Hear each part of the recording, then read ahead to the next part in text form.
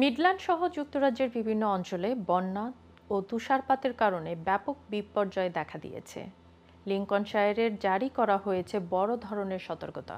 পূর্ব Midlands অ্যাম্বুলেন্সের পরিষেবাও প্রথমবারের মতো ঘোষণা করেছে সংকট পরিস্থিতি। বিস্তারিত ডেস্ক রিপোর্টে।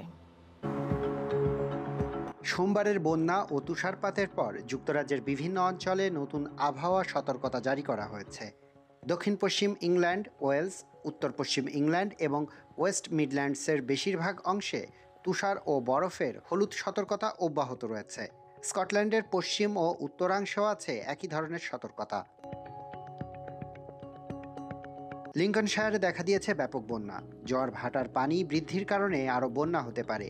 বন্যা পরিস্থিতি নিয়ন্ত্রণে বিভিন্ন পদক্ষেপ নিচ্ছে সরকার। We assure the House that flooding is a personal priority for me and one of our top 5 priorities in DEFRA.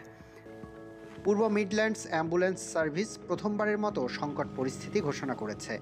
বন্যার কারণে ব্যাহত হচ্ছে তাদের সেবা কার্যক্রম।